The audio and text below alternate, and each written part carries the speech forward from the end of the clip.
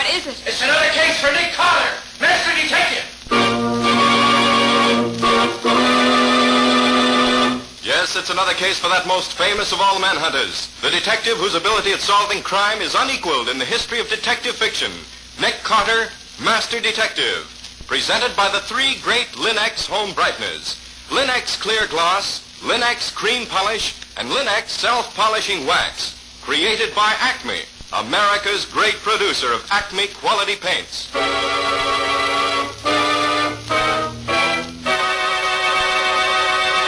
Today's curious adventure, Monkey Sees Murder, or Nick Carter and the mystery of the Peruvian red mark.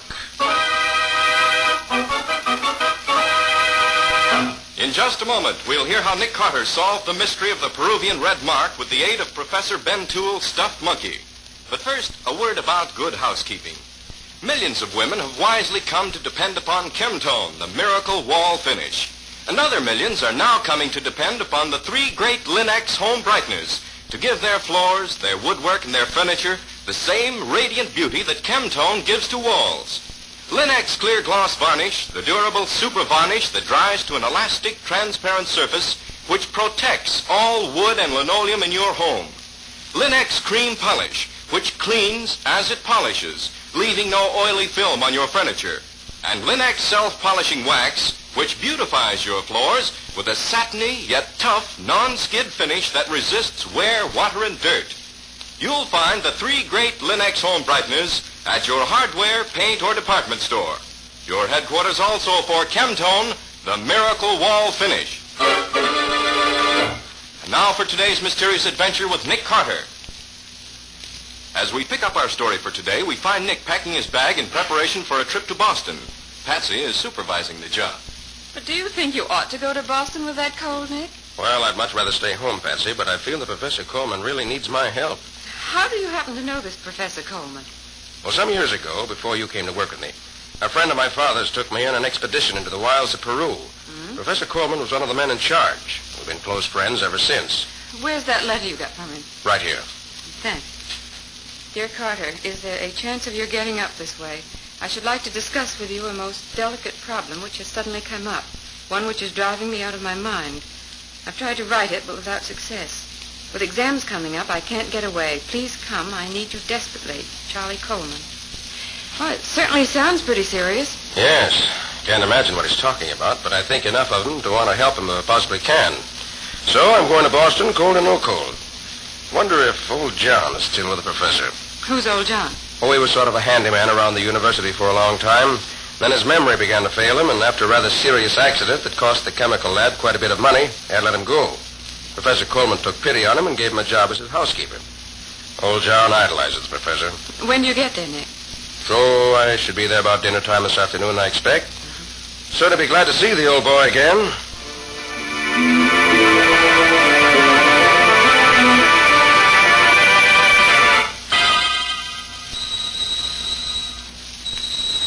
Suppose I should have phoned before coming. Stupid of me. Door's open. Not even latched. That's odd. Anyone home? You here, Professor? Hello? Well, guess I might as well go in and wait for him. Professor! What on earth? Shot. Right through the head. Not long ago. John! John! Well, obviously, it's a case for the police. Operator. Police headquarters, please. Police headquarters. Yes, sir. Who's there? Oh, it's you, John. Yes, sir. Oh, how are you, Mr. Carter? Police headquarters, Sergeant Donnelly speaking. This is Nick Carter, Sergeant. I want to report that Professor Coleman of 4873 Beacon Street has been murdered. I just found the body. Don't leave the house. I'll have someone up there right away. I'll wait. Goodbye. Did I hear you saying on the phone that he was dead? Yes. Where have you been, John? Well, I've been out. Yes, I know, but where? Well, he said for me to go over to Logness Hall to a lecture. He ain't really dead, is he? You're just saying that, ain't you? He told you to go out. Why? Well, I don't know. Maybe he was expecting company. He told me to go. Whom was he expecting, John? Well, I don't know. Maybe the man who was here twice already asking for him. The man who looked kind of like the professor himself. I see. John, tell me, do you know anyone who would want to kill the professor? Oh, no, sir. No, indeed. Or what about this man who looks like him, who came here twice, you say? Oh, he just came. The professor was out each time, so he went away. Did he leave his name? No, sir, he didn't. Just looked sad and went away. You told Professor Coleman about this man, didn't you? Oh, yes, sir. Yes. And what did he say when you told him? Well, he seemed sort of troubled, sir. He kept asking me what the man looked like and what he said and what he did and all like that. You think the professor was afraid? Well, I don't know. Maybe a little. Oh, I'll go let him in, Mr. Carter. All right, men, wait here. I'm Captain Jeffrey, Police Department. You the man who phoned us? Yes, I'm Nick Carter, an old friend of the professor's. His body's in the living room there. Okay, thanks. We looked the place over. Then I'd like you to tell us what you can about it. Wait here, will you?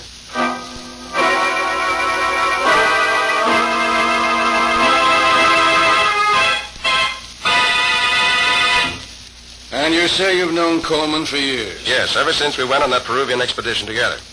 I only stayed there a few months, but Benjamin Tulle, the head of the expedition, and most of the others stayed on until their work was finished. Well, Mr. Carter, if there's nothing else you can tell us, we'll be getting back to headquarters. You're going to be in the city for a while? Yes, at least until this is cleared up. Where'll you be? I imagine Ben Tulle will want me to stay with him when he knows I'm in town. He generally does. I see. You can get me there if you want me.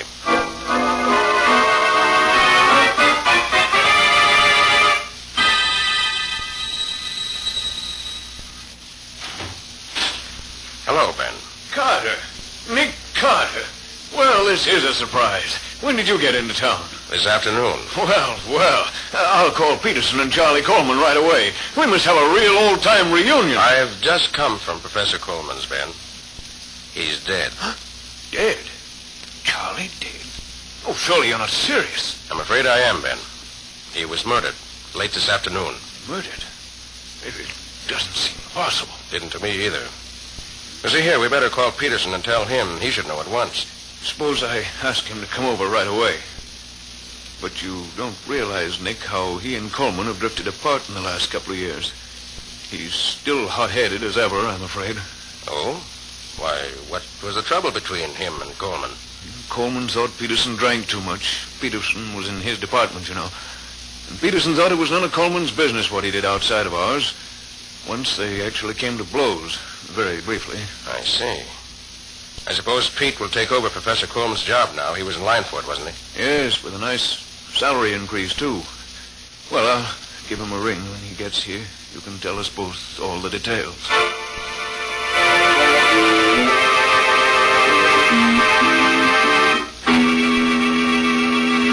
And that's all I can tell you. I don't suppose, Peterson, that you have any more idea than Ben does what the problem was that Coleman wanted to discuss with me. Not the slightest, Carter. He and I were scarcely on as intimate terms as that. Of course, I'm sorry that he's dead, but I don't expect to go into mourning for him. We're all sorry he's dead. He was a good man and a good scientist. Yeah, I've got to be running along. I have work to do. Nice to have seen you, Carter. Now, wait a minute, Peterson. Let's drink a toast to Coleman's memory before you go. No, thanks. I've stopped drinking. Since when? This stuff was beginning to get me. I was beginning to do things without knowing it. You've changed, Peterson. Things like that didn't used to worry you. Yes, I know. Guess I'm getting older. Well, good night. I'll see you again if you stay around a few days, Nick. I'll let you out if you must never go. mind, Ben. I know my way around here. Good night. You'll stay here with me, of course, Nick. I'd be glad to, Ben. Rather hoped you'd ask me. Before we turn in, I'd like to show you the work I've been doing. My work on the expedition, you know. Oh, yes. How's it coming along? Nearly finished at last. It's been a terrific job to correlate all that material that we gathered in that year in Peru. It's not the money I'm after, you know. It's recognition. Recognition for all those months and years of hard work and perseverance. I'm getting old, you know, and I may not have... What is it, Ben? Look here. All over my manuscript. These red marks. Oh, what do they mean? You know what this is, don't you? The mark that's scrawled all over these papers? Why, it looks like a big red letter F. Is it? After you left the expedition and went back to New York, we found one of our head guides murdered in his tent one morning. And on his face and all over the walls of the tent, written in his blood, was the same symbol. The natives told us it was a message, a warning, a promise of death. But who in the world could have... I don't know. I don't understand it at all. First Charlie Coleman murdered, and now this. Oh, what can it mean? I don't know, Ben. But the best thing to do right now is call the police. It's undoubtedly linked to Charlie Coleman's death some way.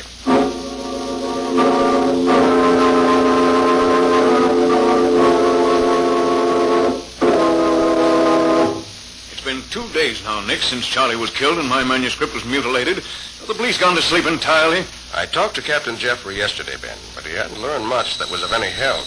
Pardon me, Nick. I'll see who's there. Good afternoon, Professor Tulle. Hello, Captain Jeffrey. Have you got some news? Well, yes and no. Oh, hello, Mr. Carter. Captain? Glad you're here. See what you two can make out of this. What is it, Captain? This letter, we found it among Professor Coleman's things yesterday. As you see, it's dated about a week ago and comes from a firm of lawyers in Chicago. You care to read it, Mr. Carter? Yes, of course. Well, that's odd. What is it, Nick?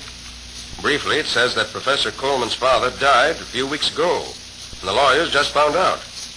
His will left his entire estate to his 2 sons, Charles and Bennett.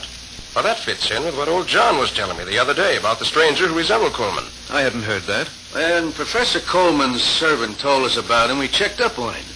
It's pretty certain that a man who looks a lot like the professor has been seen around quite a bit recently. Several persons have seen him. Was he alone always? Yeah. No one has ever seen him with a professor. Did you read the rest of the letter? Yes. Goes on to say, Ben, that if one brother only survives, he shall have all the money. But the letter says the lawyers have had no word about Bennett's whereabouts for over 5 years. They want to know if the professor could help them. The surviving brother gets the whole estate? That's it. Then maybe this stranger was Bennett. And maybe he killed Charlie so that he'd be the surviving brother. Or perhaps they had an argument over the money and the professor was killed in a quarrel. Did you know about his brother, Ben? Yes. Charlie told me a long time ago. But he swore me to secrecy. But after what's happened, I think I better tell you. Charlie's brother, Bennett Coleman, has another name. Vern Cole. Vern Cole? Why, he's a crook. Is he Charlie's brother? Yes, and he's bad. All bad. He recently escaped from a Carolina prison after serving 3 years of a long sentence for armed robbery. Well, that's the answer to the whole thing right there. As this Bennett was a fugitive from justice, he knew he couldn't collect his share of the money without being caught. So he made tracks here to see his brother. They had an argument. That's impossible. Why? Bennett couldn't have come here for his share of the money, because he was seen here in town before Charlie got the letter telling of their father's death. Well, maybe I was wrong about the motive, but I'm right about him being the killer. That delicate situation the professor wrote you about could very well have been because Vern Call was hanging around. And that would have been very delicate for a professor in a college like this. You make it sound very simple, Captain. Well, it is simple, so why complicate it? Our job right now is to find Vern Call. I'll get out an alarm for him immediately.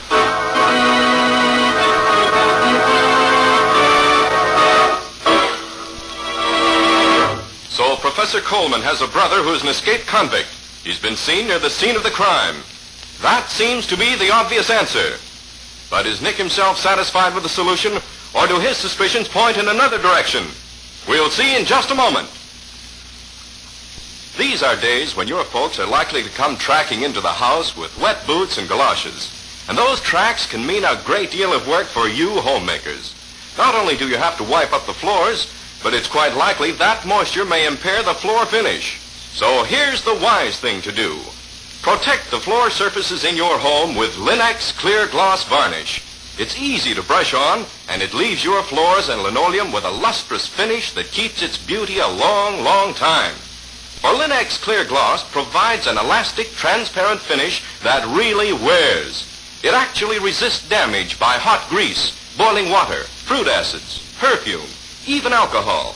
And it lessens your housework amazingly, for it keeps dirt on the surface where you can wipe it away easily with a damp cloth. Depend on Linex Clear Gloss, the super varnish. Thousands of wise homemakers have found it the finest household protective finish in their experience. So ask for it at your dealers. Linex, L-I-N-X, Linex Clear Gloss Varnish. You'll find all 3 great Linex home brighteners and Chemtone, the Miracle Wall Finish, at hardware, paint, and department stores everywhere.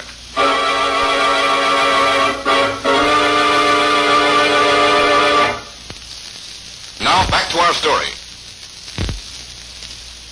As we pick up our story, it's about 10 o'clock in the evening. Nick and Professor Ben Tulle are sitting in the professor's study. I think I'll turn in, Ben, if you don't mind. Nick, do you think Captain Jeffrey was right this afternoon? No, I doubt it. Vern Cole doesn't explain the marks on your manuscript. It sounded like the window in your study being... What I thought. The stuffed monkey on my desk. What the deuce? Somebody moved the monkey from the top of the bookcase down onto my desk. Put the dunce cap on him and put that card in his hand. That red ink sign on the card. It's the same as the one that was on your manuscript, isn't it? Yes, Nick. Same sign. It's come again. Is your window locked? No. No, it isn't. That's how he got in. But who, Nick, and why? Ben, this card is fastened to the monkey's paw by a hunk of chewing gum. Chewing gum? Yes. Ben, I'm going out. I don't yet know why this stuffed monkey was placed on your desk, but I think I know who did it.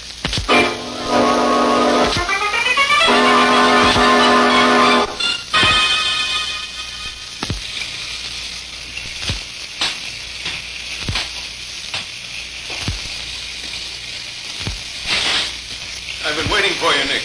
Come in quick, you're soaking wet. Peterson was here. Just left a few moments ago. I phoned him to come over after you went out.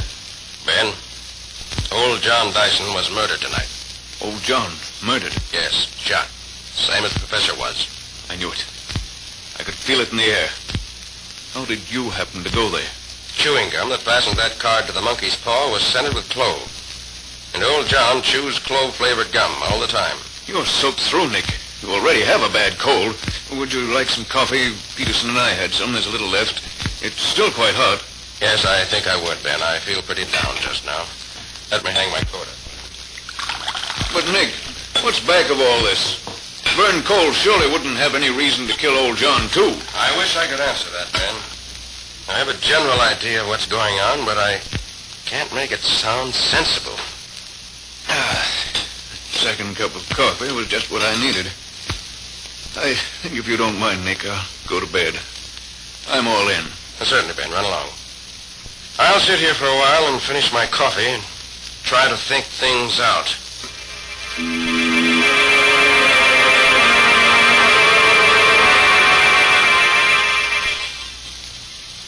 Oh, my stomach. Something I ate. Or drank. Coffee. That poisoned coffee. I gotta find something to get rid of it.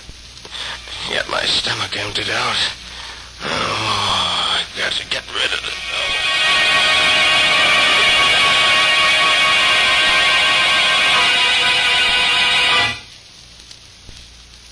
How are you feeling now, Ben?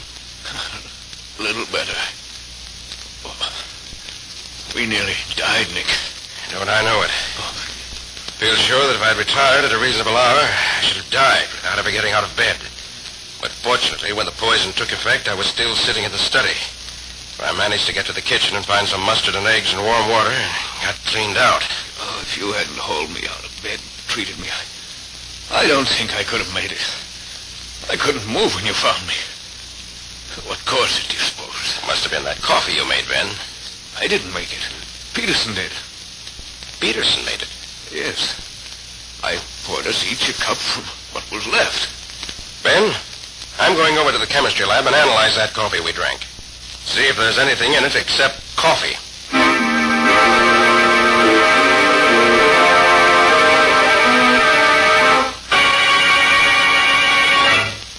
You found there was arsenic in the coffee left in your cup, Carter? Unquestionably, Captain. Enough to have killed us both many times over. And Tulle says Peterson made the coffee. Yes. Say, Peterson was with you on that Peruvian expedition, wasn't he? Well, yes, he was, but there's no motive, Captain. Yeah. Oh, by the way, the alarm I sent out for Vern Call, or Bennett Coleman, if you prefer, has brought results. He's been in a hospital in Alabama for the past month with a broken back. Victim of a hit-and-run driver. I was right then. I thought it was funny he and Charlie were never seen together. Huh? Then who was the stranger who looked so much like Professor Coleman? Hey, maybe Peterson tell us something about that. He's got a lot to explain before he's in the clear.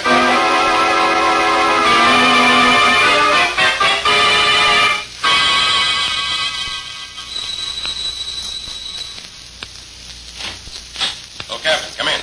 I just got here myself. What's this all about, Carter? Why did you want me to meet you here at Professor Coleman's residence?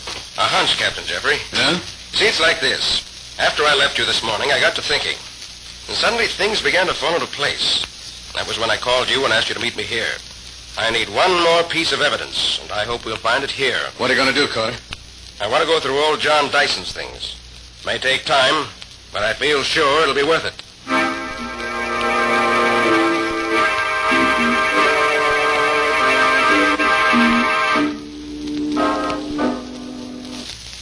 Well, if you can find any place in this room that you haven't gone over with a fine-tooth comb, I'll eat it.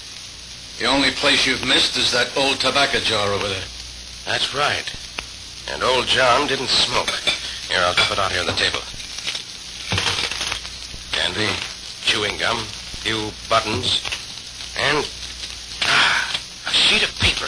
Well, is that what you want, Connor? I'll say it is. Come on. Let's show this letter to Ben Tulle and see what he thinks of it. Then you can make your arrest.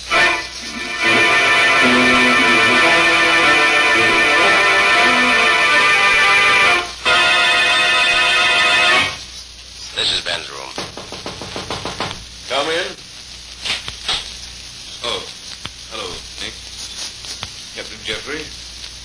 Have you found something? Yes, Ben. We found this. Here. See. Where did you find it? In old John's room. In the tobacco jar. Tobacco jar. I didn't look there. I thought I looked everywhere. Even at the murder, I was a failure. Like everything else. Yes, Ben, you've made a mess of your whole life, I'm afraid. You know what I did? Yes, I know everything. Well, I guess it's time for me to take over here. I'm sorry, Professor Tulle, but you're under arrest for the murder of Professor Coleman and old John Dyson. The attempted murder of Nick Carter. I'm sorry, Nick. I've always liked you. But I couldn't stand the thought of being known as a failure in my chosen profession. I hope you understand.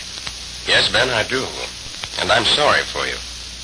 But murder is never the answer. It can't be. Although most murderers find it out too late.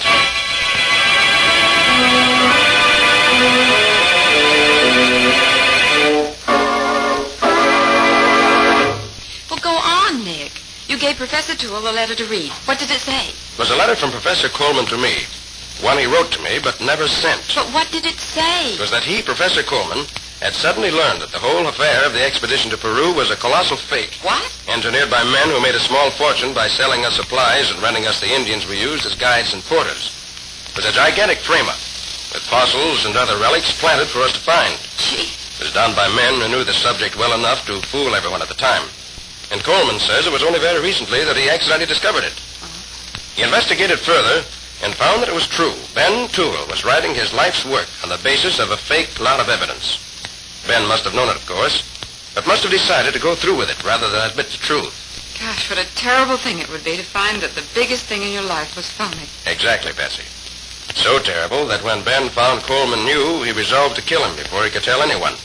So he made himself up to look like Coleman and hoped to be taken for his brother. But they were never seen together. That was my first clue. Oh? Then, having set the stage that way, and knowing that the brother, being an escaped convict, could not appear to defend himself, he killed Coleman. But, Nick, what about that red Indian sign on Professor Tulle's manuscript? They weren't Indian marks at all, Patsy. They were plain, everyday F's. F? Ben never flunked a student except for cheating. And then always put a big red F on the paper. Oh? Well, old John found the letter Coleman wrote to me and didn't send, realized what it was, and kept it to torment Ben with. He hated Ben because Ben was one of those who had old John fired from the college after the accident in the chem lab. And he marked the manuscript himself to show he knew Ben was cheating. Oh, he must have hated him to do a thing like that. He did. And putting the dunce cap on the stuffed monkey and putting the card in his paw with the big red F on it was his way of rubbing it in. But he gave himself away with the clove-scented gum he used. And when I left Ben's house to go see old John, Ben knew where I was going and beat me to it. And, of course, poisoning the coffee was the really fatal mistake. You mean because you didn't die? No. Because he put a lot of poison in my cup, and only enough in his own to make him slightly ill. He drank a whole cup and was only barely sick, while I drank only a little of mine and nearly died. Oh, I see. So the poison couldn't have been in the coffee. It was put in the cups themselves while I went to put my coat away. And what was that delicate problem that Professor Coleman wanted to put up to you? Oh, Patsy, don't you see that yet? Well, I'm afraid not. Should I know? Well, I think so. Coleman simply wanted to consult with me as to whether he should tell the truth about Ben and his expedition, or let Ben get away with it. If he hadn't learned the truth about the expedition, he'd still be alive, and so would old John. And Professor Tulle wouldn't be waiting for his execution. Very true, Patsy. Sometimes the things we learn by accident are the most important things in our lives.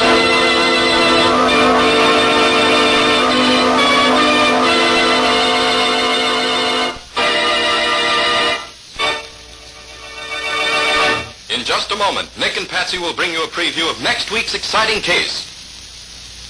But first, note this. Pleasant surroundings make you happier, calmer, more contented, don't they? That's why thoughtful homemakers make a point of keeping their homes pleasant, shining bright, and sparkling clean. Thousands of American women have turned to the three great Linex home brighteners to help them with this task. For instance, Linex Cream Polish for fine furniture gives your household things a handsome, lustrous look in half the time.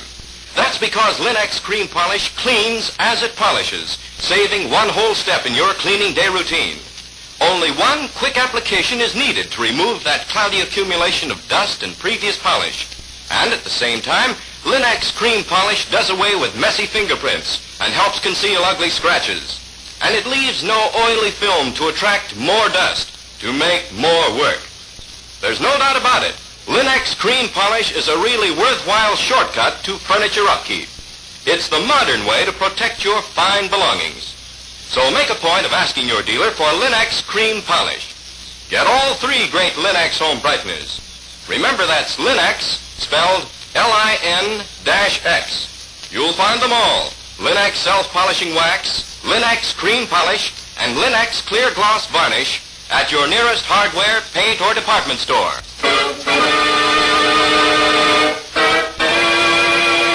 And now let's hear from Nick Carter himself. What's the subject of your story for next week, Nick? It's about a fire, Ken. A fire that started mysteriously in a button factory in the dead of night. But what interested Nick was that a girl was found, bound and gagged and burned to death on the top floor of the factory. Yes, Ken, it was not only first-degree arson.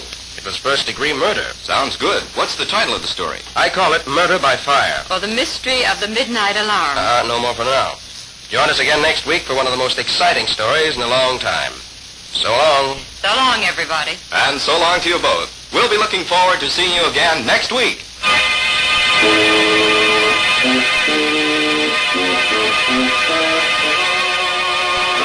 Next week at this same time, listen to another curious experience of Nick Carter, Master Detective, entitled Murder by Fire. Or Nick Carter and the Mystery of the Midnight Alarm. Nick Carter, Master Detective, is featured in Street and Smith magazines. Lon Clark is starred as Nick, with Helen Choate as Patsy. Original music is played by Lou White, and the programs are written and directed by Jock MacGregor. Nick Carter, Master Detective, is presented each week at this same time and over these same stations by the three great Linex home brighteners. Linex clear gloss varnish, Linex cream polish, and Linex self-polishing wax. Created by Acme, America's great producer of Acme fine quality paints. This is Ken Powell speaking for the thousands of Linex dealers all over America and saying so long until next week. This is Mutual.